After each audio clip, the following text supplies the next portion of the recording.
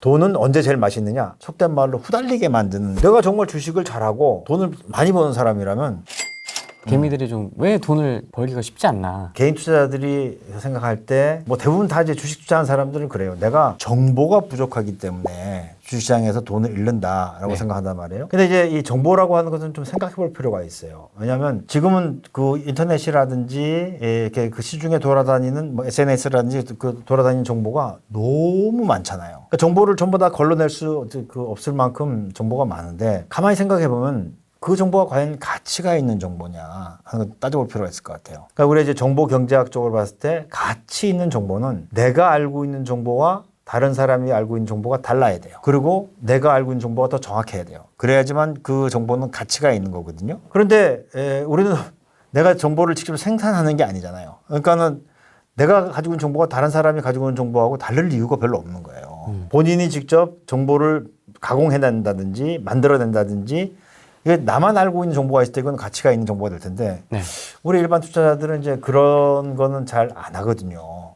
그러다 보니까 남들이랑 같은 정보를 알고 있는 거예요. 이렇게 되면 정보의 가치는 제로예요. 제로밖에 안 되는 그 가치를 가진 정보를 가지고 매매를 하게 되면 실패할 수밖에 없는 그런 경우가 되겠고 또 많은 사람들이 내가 경제를 잘 몰라서 투자도 잘 안 돼 이렇게 생각하시는 분들이 있는데 그 젊었을 때는 또 한참 공부하고 논문 쓰고 할 때는 이제 뭐 선배들이 이 연구해놓은 논문들을 보게 되는 거니까 주가라고 하는 것이 경제의 거울이고 그리고 주식시장은 경제를 가장 잘 보여주는 그런 이 시장 지표고 이렇게 생각하고 있었는데 시장에서 실질적으로 투자 성과는 경제 이해력하고는 상관이 없다라는 거예요. 물론 뭐 100% 상관이 없다는 건 아니고 많은 경우에 경제를 많이 알고 있다고 해서 주식투자에 성공하느냐 생각을 좀 해봐야 돼요. 그렇죠. 그러니까 예를 들어서 이제 저는 이제 전공이 이제 경영학인데 네. 대학에도 보면 이제 이 경상대가 있고 법대가 있고 뭐 저기 단과대학들이 쭉 있잖아요. 네.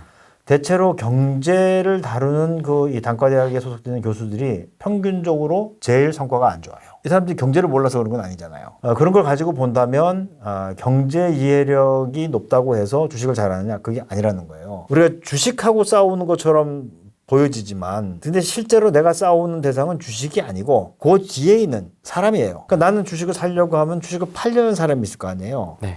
살려는 사람과 팔려는 사람이 이제 어떤 이 심리를 가지고 싸우느냐 이런 걸 좀 이해를 해야 되는데 그렇게 하기 위해서는 이제 내가 상대방보다도 더 뭐랄까요 이제 간이 커야 돼요. 그러니까 내가 멘탈이 이 사람보다 더 강해야지 이길 수 있단 말이에요. 근데 시장에서는 상대방의 심리를 교묘하게 이용을 해요. 사람을 좀 속된 말로 후달리게 만드는 그런 경우가 있다는 거예요. 들었다 놨다? 들었다 놨다 하면서. 그러다 보면 이제, 우리 뭐 저기 세일 하는데 가다 보면, 속아서 많이 사는 경우도 있잖아요. 네. 뭐 저기 특히 요즘에 고속버스 타면 그런 사람들이 별로 없던데, 네. 과거에는 이제 고속버스를 타고 가다가 휴게소에 딱 가면은 장사치들이 딱 들어와요. 그러면서 이제 회원권을 막 줍니다. 그럼 사람들이 이 공짜로 주는 건 아닌데, 내가 마치 당첨됐으면 좋겠다는 생각을 하는 거예요. 당첨되면 또 기분이 좋아요. 그럼 그 사람들이 막 싸게 파는 물건을 사온단 말이에요. 사가지고 집에 와보면 장난감. 그런 식의 일들이 많이 벌어지는 거예요. 네. 그래서 내가 상대방보다도 더 심리적으로 굳건하기 위해서는 몇 가지 지켜야 될 원칙이 있어요. 첫 번째가 뭐냐면 절대 남의 돈으로 투자하지 않는다. 경제학이라든지 아니면 사회적으로도 많이 가리키는 게 뭐냐면 빚도 자산이다. 이런 얘기도 많이 하잖아요. 뭐 우리가 뭐 부동산 살 때 대출 받아서 하고 또 주식도 보면 이제 돈을 빌려서 하고 이렇게 얘기를 많이 하는데 저는 생각이 좀 달라요. 그래서 우리가 이제 고름이 살이 되지 못하듯이 빚은 자산이 되기 어려워요.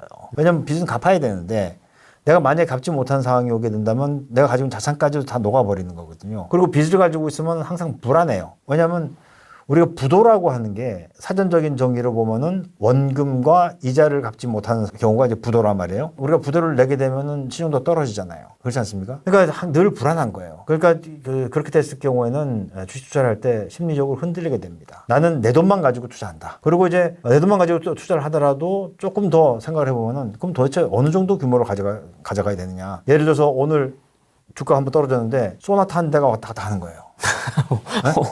딱 떨어지고 보니까는 뭐 한 4천만 원씩 저기 손해를 보게 되고 네. 올라가면 또 뭐 저기 그 100이랑 바꿔야 되겠다 뭐 생각하고 이렇게 되면 너무 큰 돈이 움직이게 되잖아요. 그러니까 내가 진짜 뭐 100억대 부자고 200억대 부자면 뭐 소나타 열대값이 움직여도 상관이 없는데 개인들은 그렇지 않단 말입니다. 맞습니다. 그러니까 이제 너무 큰 금액이 변동을 하게 되면 내가 심리적으로 저기 그 위축이 되니까 아마도 개인마다 그 규모는 다르겠죠.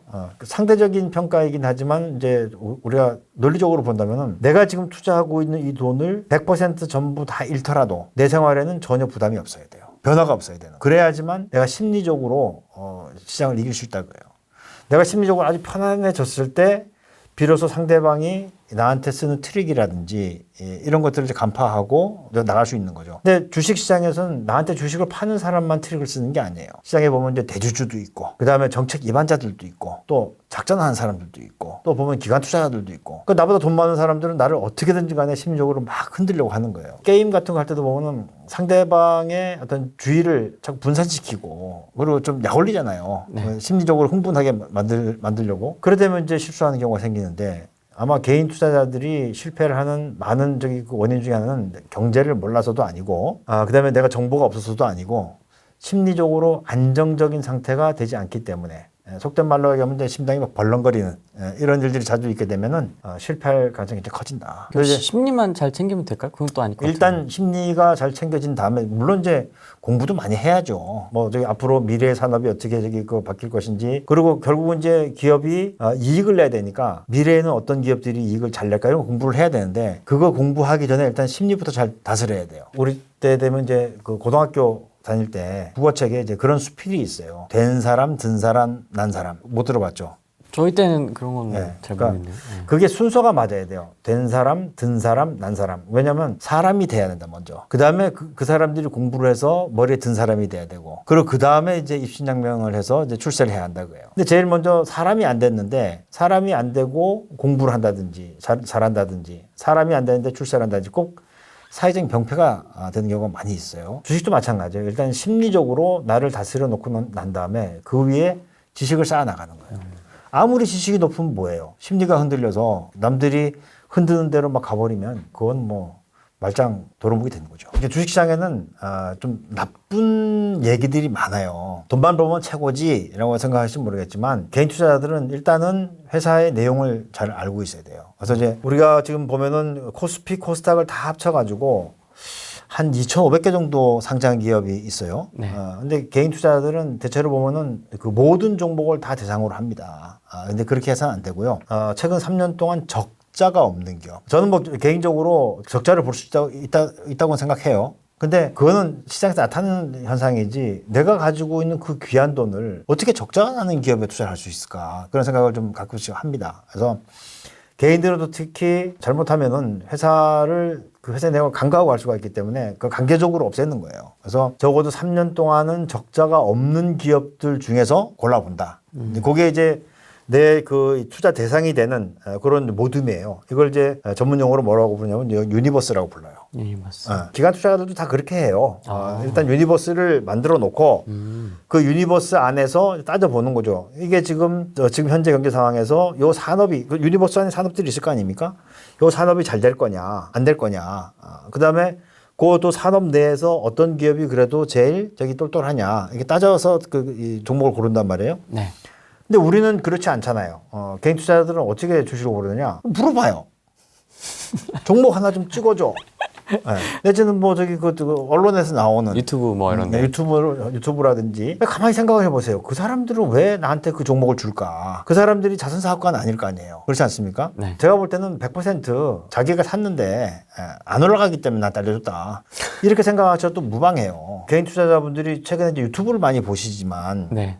뭐 지금도 그거 하는 데가 있어요. 이제 주말이 되면은 강연회를 합니다. 강당에 이렇게 모아놓고 사람들 모아놓고 이제 그것도 또 공짜로 하잖아요. 무료 강연. 무료 강의를 하게 되면은 이상한 사람들이 오기 때문에, 공짜를 또 좋아하는 사람들이 와서 뭐 커피 없냐느니 뭐 이렇게 하기 때문에 그걸 좀 걸르기 위해서 2만 원씩 받아요. 네. 저기 입장료를. 네. 그리고 한 서너 시간 동안 이렇게 그 강연을 한단 말이에요. 그러면 2만 원씩 받아가지고 대관료 내고 뭐 하다 보면은 남는 게 없어요. 그렇죠. 근데 그 주말에 주식을 그렇게 잘하는 사람들이 자기 시간을 다 그 허비해 가면서 왜 거기 나와서 강연을 하고 있을까? 이런 고민을 좀 해볼 필요가 있는 거예요. 왜냐면 내가 정말 주식을 잘하고 돈을 많이 버는 사람이라면 주말에 놀아야죠. 가족들이랑 같이 피크닉 가고 네. 해야 되는데 그거 나와가지고 종목 찾아가지고 사람들 이야기해주고 그 사람들이 예술은 아니잖아요. 그렇게 생각을 해보면은 그게 그렇게 유익한 그런 자리는 물론 그 중에 한두 개는 맞을 수 있죠. 네. 100%다 안 맞는 얘기는 아니지만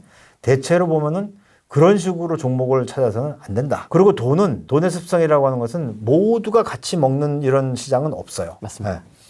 돈은 언제 제일 맛있느냐? 나만 먹을 때 맛있는 거예요.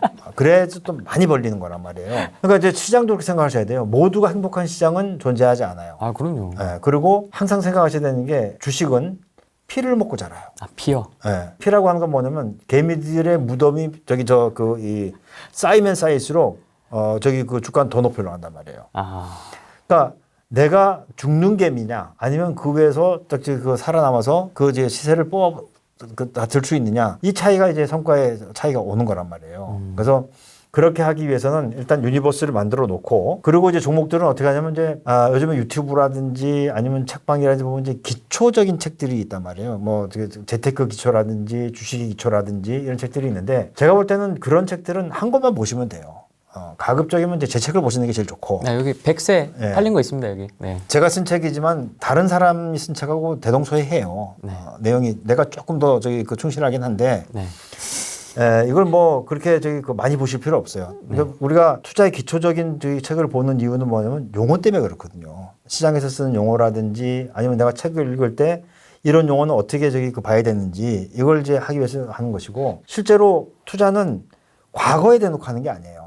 투자는 미래에 대놓고 하는 거거든요. 누구도 1년 뒤, 2년 뒤에 어떤 회사의 그 실적이 얼마만큼 좋아질지는 아무도 몰라요. 애널리스트들도 그러잖아요. 애널리스트들도 한번 추정을 해놓고 난 다음에 계속 리비전을 해요. 계속 올려나가든지 내려나가든지. 그 얘기는 뭐냐면 이 사람들 잘 모른다는 얘기거든요.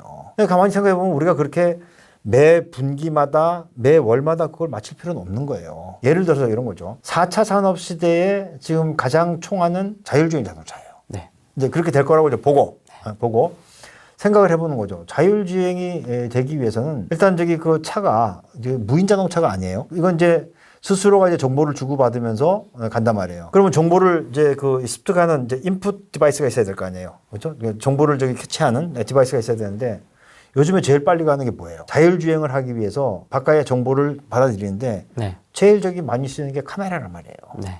요즘에 새로 나온 신차들 이제 타보신 그 분들이 계신지 모르겠지만 예를 들어서 이제 차가 쭉 가다 보면은 이제 그 중앙선이 이제 노란색으로 돼 있잖아요. 네. 중앙선을 침범하게 된다. 라고 하면 차를 안으로 밀어 넣어줘요. 그럼 제일 빨리 나가는 이 디바이스가 카메라니까 카메라가 잘 되겠네.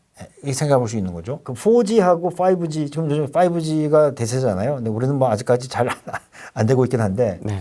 4G하고 5G의 그 결정적인 차이가 뭐냐라고 물어보면 사람들이 잘 몰라요. 4G하고 5G가 속도도 5G가 빠르긴 한데 단지 속도만 있는 게 아니고 여기는 초연결성이에요. 끊어짐이 없는. 예를 들어서 자율주행 자동차를 타고 고속도로를 가는데 뭐 140km씩 쫙 달린단 말이에요. 근데 갑자기 통신이 탁 끊어져 보세요. 버퍼링 막 이런.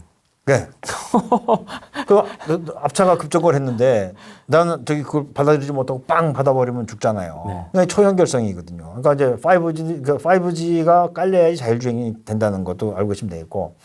그 다음에 다 받아들인 그런 데이터들을 어떻게 하냐. 5G망을 통해서 데이터 센터로 보내는 거예요. 그럼 이제 데이터 센터에는 그 정보들이 다 모이게 되겠죠. 그래서 최근에 이제 클라우드, 아마존이라든지 아니면 이 마이크로소프트라든지 또 우리나라도 보면 네이버 이래서 이제 클라우드 사업을 또 하는데 이런 것들도 많이 잘 될 수가 있겠고. 그 다음에 데이터 센터에는 이제 서버들이 있어야 되니까 뭐 서버에는 반도체가 많이 들어가게 되겠죠. 이렇게 이런 것들을 생각을 쭉 하면서 이 투자를 할 때 아이디어를 스스로가 막 찾아내야 되는데 그렇지 않고 주식 투자 좀 해보자라고 하면 다 앉아가지고 기초적인 책을 잡고 있는 거예요. 뭐 주식 투자 어떻게 해야 되느냐, 종목 고르는 법 그거는 제가 볼 때는 투자를 하기 위해서 아주 헛된 짓을 하고 있는 것이다. 미래에 대한 책이라든지 미래의 기술이라든지 이런 걸 잘 이해하고 아주 길게 갈 수 있는 그런 그 종목들을 찾아내면은 그럼 제가 볼 때는 뭐 10배, 20배 이렇게 수익 내는 건 그렇게 어려운 일은 아닌 걸로 보여져요. 하지만 그 종목이 무엇인지는 지금 상태는 아무도 몰라요. 모두가 다 그 종목을 찾기 위해서 노력을 하는 거죠. 저도 지금 찾기 위해서 노력을 하고 있어요. 근데 잘 안 보이더라고요. 그러면 그렇게 좀 생각을 많이 하거나 좀 책을 많이 보거나 그러세요, 박사님? 어떻게 좀 아이디어를 얻으세요? 그렇죠. 이제 그 새로운 기술이 나오면 이제 거기에 대해서 생각을 많이 하는 거죠. 그래서 야, 이게 그 미래에 어떻게 구현이 될까? 그리고 생각을 해보세요. 요즘엔 전부 다 사람들이 뭐 5G라든지 아니면 바이오텍이라든지 아니면 언텍이라든지 이쪽에 다 가 있잖아요. 근데 가만히 생각해 보면 이건 이제 이런 정보를 사실 하는 게 아니에요. 생각을 해보자는 거예요. 아주 그 구시대에 있는 산업 같지만 각광을 받는 산업이 나올 수가 있어요. 어떤 산업이냐면 바로 폐기물 처리. 건물들을 많이 지어놨는데 이 건물이라고 하는 것이 다 내분 연수가 있단 말이에요. 특히 우리는 아파트가 많잖아요. 뭐 아파트를 예를 들어서 재건축을 한다든지 또 재개발을 한다든지 이렇게 되면 그 건설 폐기물도 어떻게 다 처리할 겁니까? 그렇죠. 그러니까 이렇게 생각을 해보면은 물론 그것이 이제 맞는지 안 맞는지 나중에 시장에서 평가를 받게 되겠지만 자꾸 생각을 해보는 거예요. 생각을 해보고. 근데 이런 것들은 책에는 없어요. 책에는 없으니까 지금 이제 그 사회적으로 흘러나가는 것들, 그 다음에 미래의 기술이라든지 미래에 어떤 사회가 돼 있느냐 이런 거에 대한 생각을 하다 보면 그럼 지금은 뭘 사야 되겠느냐 이런 걸 생각해 볼 수 있는 거죠. 그래서 제가 볼 때는 제발 투자하실 때 용어를 좀 다 익히시고 그 다음에는 미래에 대한 기술이라든지 안 되면 제가 아까 말씀드렸잖아요. 시장은 주식이랑 싸우는 게 아니고 주식시장에 참여하고 있는 사람이랑 싸우는 거니까 이때는 이제 뭐 인간의 심리 그것도 싫으시면 역사책이라도 읽어라. 뭐 사마천 사기 거기 보면 이제 인간의 심리를 잘 나오잖아요. 그리고 이제 또 군웅들이 막 그 싸우는 삼국지. 네. 제가 볼 때는 삼국지보다는 사마천 사기가 좀 더 나을 것 같긴 한데 전 뭐 두 개 다 좋아합니다만은 그렇게 하면은 이제 그 안에서 사람들이 어떤 생각을 하고 어떤 사람들은 어떤 방법을 써서 승리를 하고 어떤 사람들은 어떻게 패착을 둬가지고 실패하고 이런 것들을 다 볼 수 있잖아요. 그러니까 인간의 본성은 바뀌지 않아요. 그러니까 우리가 역사를 공부하는 그 이유는 과거를 통해서 미래를 볼 수 있는 거니까 굉장히 중요한 그 자원이 되는 거죠. 지나간 얘기긴 한데 옛날에 온라인 배송 막 할 때 골반지 관련된 게 또 막 그렇죠. 그렇죠. 주목을 받았어. 저 되게 신기했거든요. 그때 그렇게 아이디어를 박스, 그렇죠. 그렇게 하는 분들도 있었고. 최근에 이제 비가 많이 오니까 농약 관련주 항상 이 장마철이 되면 하거든요. 근데 이번에 너무 많이 와가지고 이번엔 비가 너무 많이 와서 농사를 다 베렸어요. 그래서 농약 가지고는 해결 안 될 것 같아요. 그러니까 지금 이미 농산물 가격들이 굉장히 많이 올랐어요. 살림을 안 하시니까 잘 모르시죠. 네. 이런 거 다 알고 계셔야 되는 게 이번에 고추 농사를 다 베렸어요. 그래서 보통 이제 고춧가루 한 근은 500g이에요. 원래 이제 600g이 한 근인데 이제 씨 빼고 하다 보면 이제 그 500g이 한 근인데 500g 한 근에 대체로 12,000원, 13,000원 있었는데 요즘에 한 2만 원 해요. 그러니까 이런 농산물 가격이라든지 이런 것들 다 투자 아이디어가 되는 거예요. 그래서 평소에 알고 있는 것들을 하나라도 허피 보지 마시라. 그러면 이제 어떻게 해요? 고추장 가격 올라가겠죠. 그러면 고추장 가격이 올라가게 되면은 원가보다는 제품 가격 더 올릴 거 아니에요. 고추장 만드는 회사를 찾아보는 거죠. 뭐 예를 들면은 대상이라든지 아니면 CJ 제일제당이라든지 장류 만드는데 이런 것들 하나하나가 다 아이디어가 될 수 있으니까 그러니까 이제 그만큼 좀 정보를 많이 찾아보시는 게 중요하고 앞에 대놓고 드십시오 하는 이 정보는 다 독이라고 보시면 돼요.